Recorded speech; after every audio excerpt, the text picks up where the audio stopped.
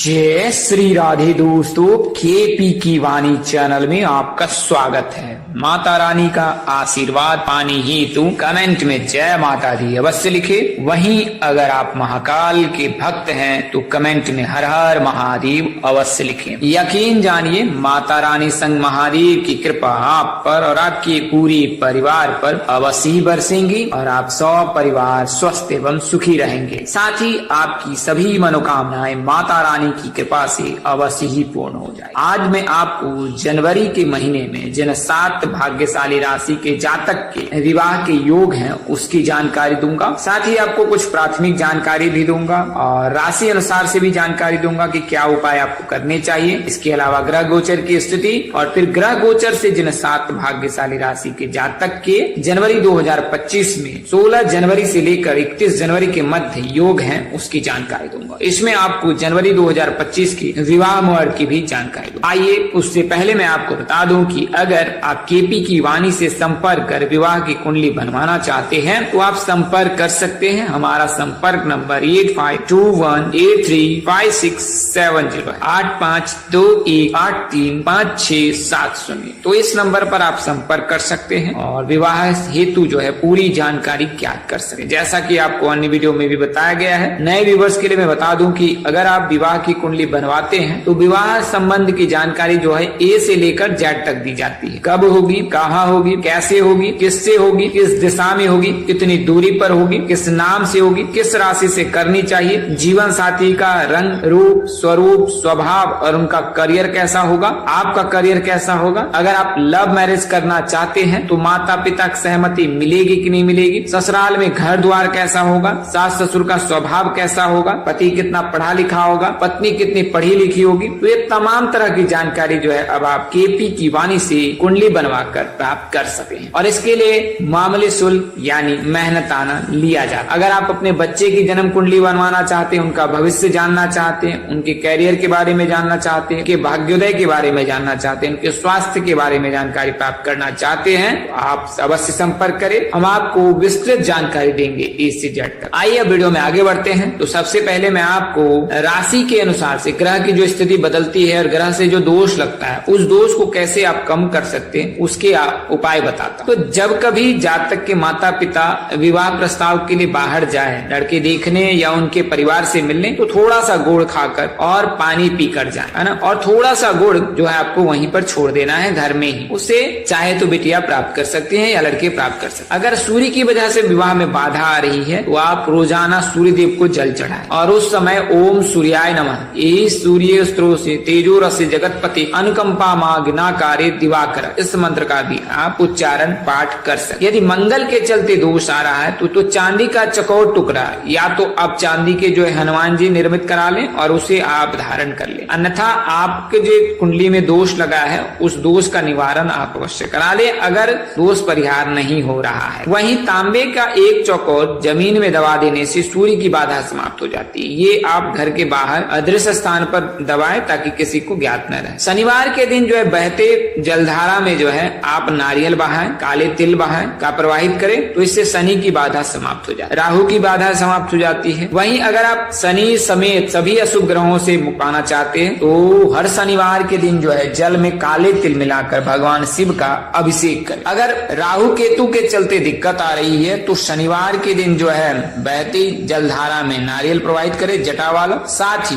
आप श्वान यानी कुत्ते जो है उसको भोजन कर काले घोड़े की नाल का छल्ला सीधे हाथ की मध्यमा उंगली में धारण करने से भी जो है शुभ प्रभाव मिलता है। हालांकि केपी की वाणी किसी प्रकार के रत्न शास्त्र को बढ़ावा नहीं देता है। आप स्वेच्छा से अपने विवेक से ही रत्न धारण करें। अगर किसी कन्या के विवाह में बाधा आ रही है तो सोमवार के दिन स्नान ध्यान करने के पश्चात श्वेत वस्त्र धारण करें और गंगा जल से भगवान का अभिषेक करें, दुग्धाभिषेक करें और तत्पश्चात 5 जटा वाला नारियल जो है ओम श्री वरप्रदाय नमः मंत्र का जाप करके शिवलिंग पर उसार के वहीं पर रख दे और फिर ओम सुमेश्वराय नमः मंत्र का 1 माला जाप यानी 108 बार जाप करें और उस समय अपनी मनोकामना भगवान शिव से करें। यकीनन आपकी मनोकामना पूर्ण होगी। अब मैं आपको कुछ प्राथमिक जानकारी दे देता हूं। तो प्राथमिक जानकारी कुछ इस प्रकार से 2 कन्या का विवाह एक समय हो सकता है परंतु एक साथ में। कभी कभी ऐसा देखा जाता है 2 बहनों की शादी एक ही मंडप पर कर दी जाती है तो यह किसी प्रकार से शुभ नहीं माना जाता है। इसका आप अवश्य ही ध्यान रखें। द्वार भेद और आचार्य भेद अवश्य ही रखना चाहिए। एक समय में दो शुभ कार्य करना शुभ नहीं माना जाता है, यानी कि एक ही समय में दो शुभ कार्य नहीं करें। कन्या के विवाह के अनंतर पुत्र का विवाह हो सकता है, परंतु पुत्र विवाह के अनंतर पुत्री का विवाह 6 महीने तक नहीं हो सकता। पुत्री विवाह के बाद भी पुत्री का विवाह न करें।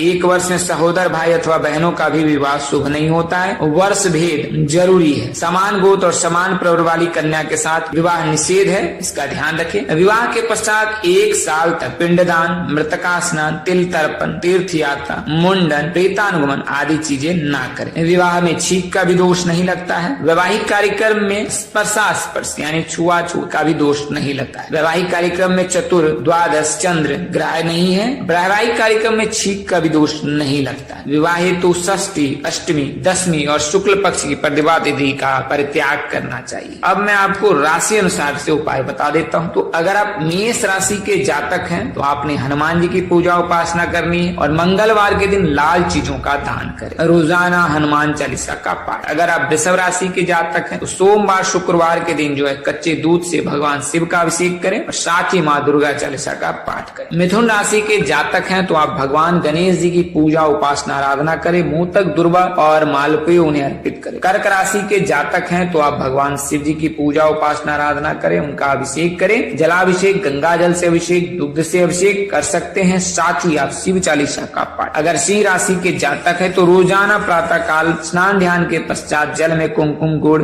रोली मिलाकर, लाल रंग के फूल मिलाकर जो है भगवान सूर्य देव का अभिषेक करें या उन्हें जल का अर्घ्य दें। माँ दुर्गा की पूजा उपासना करें, भगवान गणेश की पूजा उपासना करें और गणेश चालीसा का पाठ। अगर आप तुला राशि के जातक हैं तो आप माँ दुर्गा की पूजा उपासना करें, उन्हें श्रृंगार की वस्तु में भेंट करें। साथ ही आप जो है राधा कृष्ण मंदिर जाकर जो है माता रानी के दर्शन करें। अगर आप वृश्चिक राशि के जातक हैं तो आप देवों के देव महादेव की पूजा उपासना करें, हनुमान जी की पूजा उपासना करें और मंगलवार के दिन जो है हनुमान मंदिर जाकर जो है हनुमान जी के दर्शन करें। वहीं अगर आप धनु राशि के जातक हैं तो आप भगवान विष्णु जी की पूजा उपासना आराधना करें। पीले रंग के वस्त्र अधिक से अधिक धारण करें। मकर राशि के जातक हैं तो आप भगवान शिव जी की पूजा आराधना कर सकते हैं। जल में काले तिल मिलाकर या फिर जल में भांग के पत्ते मिलाकर जो है भगवान शिव का अभिषेक करें। कुंभ राशि के जातक भी कुछ इस प्रकार से प्रयोग कर सकते हैं, ये उपाय कर सकते। मीन राशि के जातक हैं तो भगवान विष्णु जी की पूजा उपासना आराधना अवश्य करें, साथ ही विष्णु चालीसा का पाठ करें। इस उपाय को करने से जो है शीघ्र विवाह के योग बनते हैं। आइए मैं आपको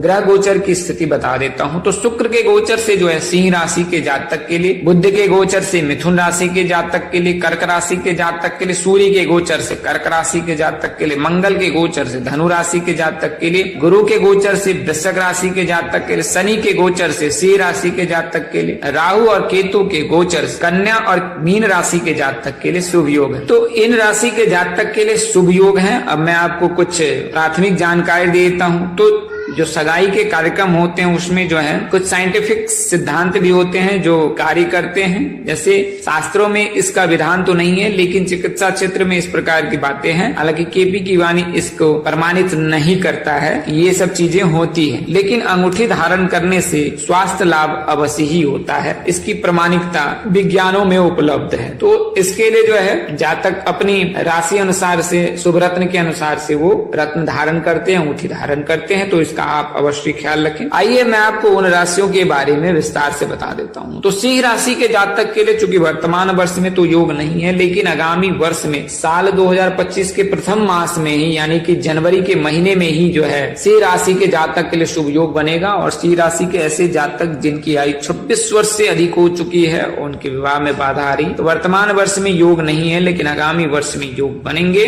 और उस समय जो है सिंह राशि के जातक के पूर्व दिशा से विवाह के योग है। MKS नाम के जातक से विवाह के योग बनने वाले हैं, उनसे रिश्ते आ सकते हैं। वहीं अगर हम बात करें अगर सिंह राशि के जातकों के लिए, तो तुला राशि के जातक आपके लिए शुभकर है। तुला राशि के जातक के साथ आप परिणय सूत्र में बन सकते हैं, ये श्रेष्ठकर हो। इसके अलावा जो है मिथुन राशि के जातक के लिए भी शुभ योग है जनवरी के महीने में साल 2025 में। अगर आप मिथुन राशि के जातक हैं, आयु 24 वर्ष से 29 वर्ष के मध्य है, तो आपके लिए शुभ योग है। जनवरी का महीना, फरवरी का महीना, दोनों ही महीना शुभ है और इन दोनों महीनों में आपके परिणय सूत्र में बन बनने के योग बन रहे। बात करें नाम अक्षर की तो एस नाम के जातक, जी नाम के जातक, बी नाम के जातक आदि से जो है आपके परिणय सूत्र में बंधने के योग हैं। अगर आप मिथुन राशि के जातक हैं, वहीं अगली जो राशि है कर्क राशि है, कर्क राशि के जातक के लिए भी शुभ योग है। अगर कर्क राशि के जातक है तो गुरु कर्क राशि में उच्च के होते हैं, गुरु एकादश भाव को देख रहे हैं, तो कर्क राशि के जातकों के लिए शुभ योग बन रहा है। इसके अलावा जो है बुध के गोचर से भी कर्क राशि के जातक के लिए शुभ योग बन रहा है।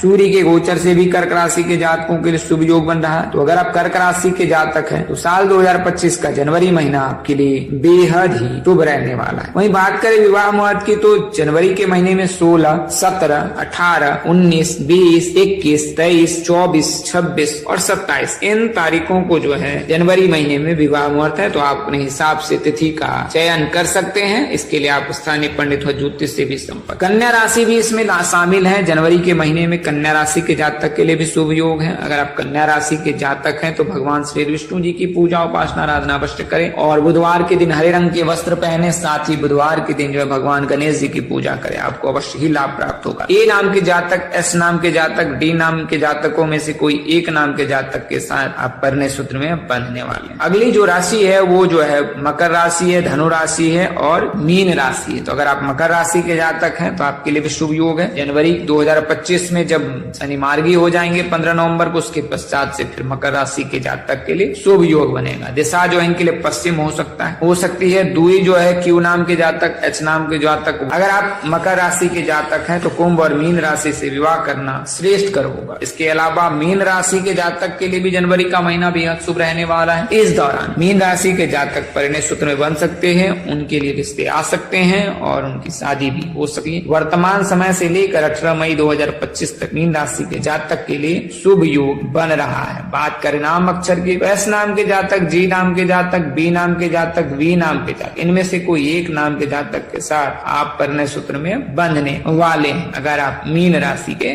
जातक हैं तो मीन राशि के जातक, मकर राशि के जातक और धनु राशि के जातक, धनु राशि के जातकों के लिए भी जो है इनके देवगुरु बृहस्पति हैं, आराध्य भगवान श्री विष्णु जी हैं। धनु राशि के जातक पर भी कुल मिलाकर जो है मीन राशि की तरह ही जो है लाभ प्राप्त होता है अगर आप धनु राशि के जातक हैं। तो ये तो 7 भाग्यशाली राशि के जातक रहे जिनके लिए जनवरी 2025 में शुभ योग बन रहा है। अगर जानकारी देने में अपने अनुज यानी मुझसे कोई गलती या त्रुटि रह गई हो तो कृपया मुझे क्षमा ही कर दीजिएगा। मेरी कोशिश आपको सत्य और सही जानकारी देने की रहती है। आप सलाह अथवा परामर्श देना ना भूलें। आज के लिए इतना ही, अगले वीडियो में फिर मिलेंगे। तब तक के लिए नमस्कार। जय श्री दोस्तों, जय श्री कृष्णा, जय माता दी।